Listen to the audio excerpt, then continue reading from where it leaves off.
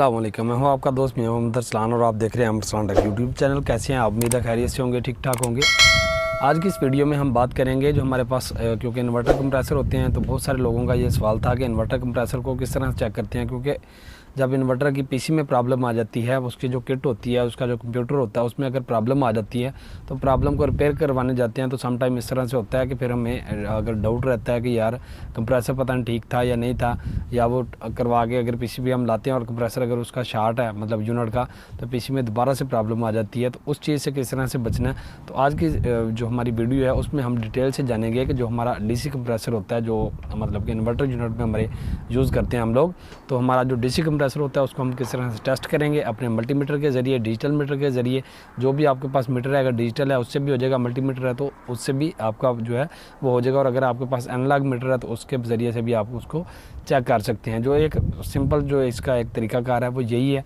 और इसी तरह से हम चेक करते हैं कि जब हम कंप्रेसर का कोई मसला आ जाए या हम पीसी को मतलब कि रिपेयरिंग के लिए लेके जाने से पहले जब हमने कंप्रेसर को तसल्ली करनी होती है, तो यही जो मेथड होता है हम इसको अप्लाई करते हैं।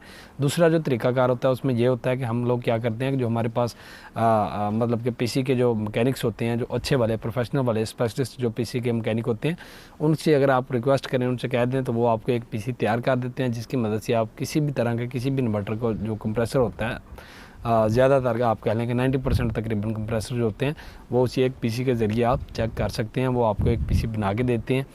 वो थोड़ी होता तो आपको पता है कि कास्टली होता है ये इन्वर्टर की जितनी भी टेस्टिंग का जो जितने भी प्रोडक्ट्स हैं या जो उसकी पीसी आपको बना के देंगे वो थोड़ी होगी कास्टली, लेकिन आपको वो मिल जाती है बाज़ार से। जो आपके पीसी स्पेशलिस्ट होते हैं पीसीबी, वो आपको बना देते हैं। तो एक तरीकाकार वो होता है, लेकिन वो थोड़ा कास्टली भी होता है और उसमें थोड़ा वक्त भी चाहिए होता है। तो आज का जो तरीकाकार है, या आज जिस तरीके के ऊपर, या आज जिस टॉपिक के ऊपर हम बात करेंगे वो करेंगे हम कि हमारा जो डिजिटल मल्टीमीटर है उसके ज़रिए से हम अपना जो कोई भी इन्वर्टर कंप्रेसर है, वो चाहे आपकी फ्रिज का हो, चाहे आपके मतलब कि एसी का हो, जितने भी ये इन्वर्टर कंप्रेसर होते हैं, जो डीसी कंप्रेसर हमारे पास होते हैं 220 सप्लाई को लेकर आगे फिर डीसी में कन्वर्ट करके यूवीडब्ल्यू के ज़रिए से उनको सप्लाई दी जाती है और वो कंप्रेसर हमारे वर्किंग करते हैं। तो ये कंप्रेसर जो होते हैं, इनको जो टेस्टिंग करेंगे हम, या इनकी जो टेस्टिंग का तरीकाकार होगा वो क्या होगा, आज की वीडियो में हम डिटेल से जानेंगे, तो विद प्रैक्टिकल। तो बिना टाइम वेस्ट किए चलते हैं अपनी वीडियो की तरफ। जी तो नाज़रीन, सबसे पहले अगर हम अपने ये जो क्लम्प मीटर होता है हमारा डिजिटल मीटर, इसको हमने क्या करना है, यहाँ पर अगर आप देखेंगे तो ये निशान आपको नज़र आ रहा होगा ओहम का।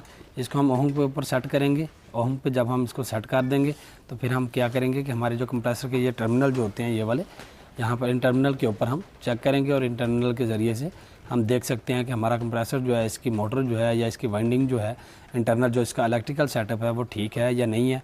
तो डिटेल में आज की वीडियो में प्रैक्टिकली अब हम समझते हैं। तो शुरू करते हैं आज की इसको कि किस तरह से टेस्ट करेंगे। ये हमने सबसे पहले अपने जो डिजिटल मीटर है इसको हम ओहम पे सेट कर दिया।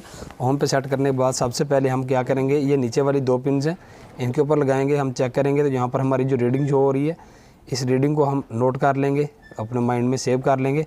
और उसके बाद यहाँ से ऊपर की तरफ इन दोनों पिन्स को हम चेक करेंगे और फिर यहाँ से यहाँ पर इस पिन को चेक करेंगे।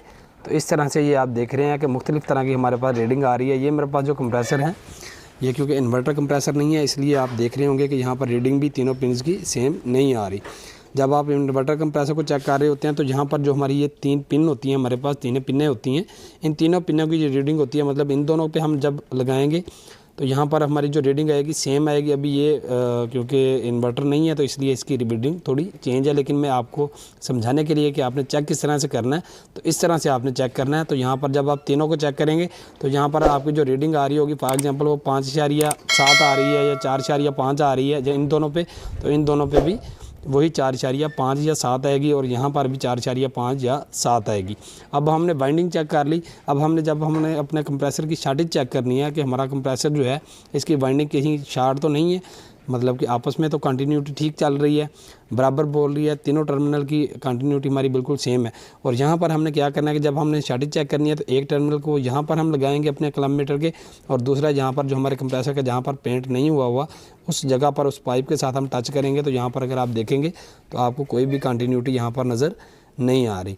जो हमारे मतलब के मीटर की एलसीडी के ऊपर कोई भी नंबर शो नहीं हो रहा किसी भी तरह का। ये तीनों पर इस तरह से बारी बारी हम ये चेंज करते रहेंगे। इस वायर को, ये वाली वायर हमारी यहीं रहेगी और ये वाली वायर हम बारी बारी चेंज करेंगे और चेंज करके चेक करेंगे कि कहीं पर भी हमारी जो है ये शार्टेज नहीं है। और अगर फॉर एग्जांपल ये शार्टेज हो तो ये देखें जिस तरह से कि मैंने ये दोनों बॉडी के साथ लगाए हैं, तो ये देखें यहाँ पर रीडिंग शो होनी शुरू हो गई है। इसी तरह से अगर ये हमारी वाइंडिंग ख़राब हो गई या शार्ट हो गई या कंप्रेसर में की वाइंडिंग जल गई है इलेक्ट्रिक की, तो हमारी यहाँ पर शो हो जाएगी। तो यही तरीकाकार है आपके जितने भी कंप्रेसर हैं उनको चेक करने का। जी तो नाज़रीन, आज की वीडियो में हमने डिटेल के साथ सीखा कि जो हमारे कंप्रेसर होते हैं, जो डीसी इन्वर्टर कंप्रेसर होते हैं, इनको हमने किस तरह से टेस्टिंग करना है कि इनके लिए हमने अपने जो भी आपके पास एनालॉग मीटर है, डिजिटल मीटर है, डिजिटल मल्टीमीटर है, जो भी मीटर है आपके पास रूटीन में हमारे पास जो ऐसे टेक्नीशियन हमारे भाई होते हैं, आपके पास जो अम्पेयर टेस्टिंग के लिए या वोल्टेज के लिए हम अपने पास जो मीटर रखते हैं अपने साथ में, जिसको हम डिजिटल मल्टीमीटर कहते हैं या क्लैम्प मीटर भी कहा जाता है इस मीटर को।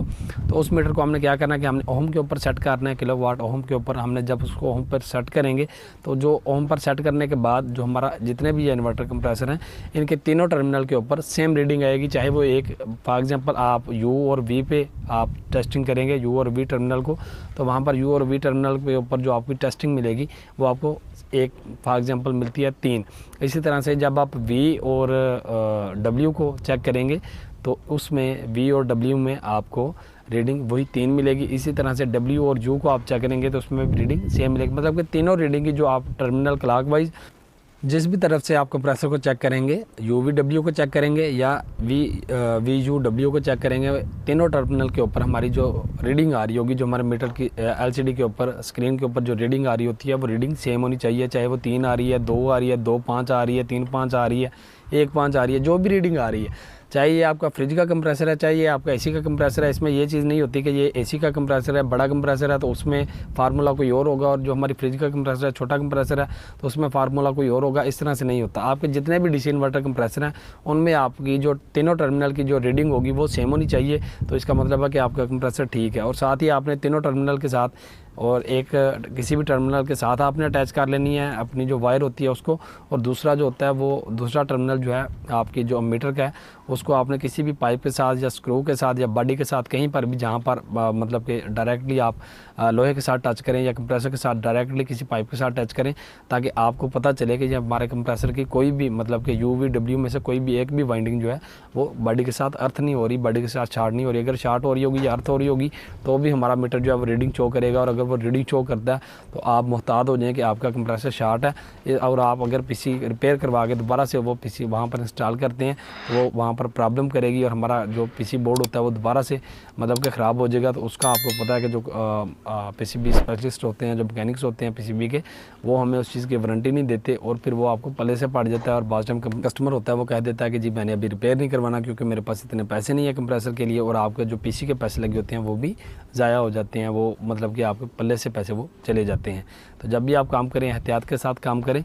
तो इसी तरह की मज़ीद इन्फॉर्मेटिव वीडियो देखने के लिए हमारे चैनल को सब्सक्राइब करें, वीडियो को लाइक करें, अपने दोस्तों बाप रिश्तेदारों के साथ ज़रूर शेयर करें। और किसी भी तरह का अगर आपका कोई क्वेश्चन हो, किसी भी तरह का आपके माइंड में कोई सवाल आ रहा हो तो आप हमसे पूछ सकते हैं। इंशाल्लाह आपको कमेंट बॉक्स में या वीडियो के ज़रिए से उसका जवाब ज़रूर दिया जाएगा। तो नेक्स्ट वीडियो तक के लिए मुझे दीजिएगा इजाज़त। अपनी दुआओं में, नेक तमन्नाओं में याद रखिएगा। अल्लाह निगहबान। Get on my head.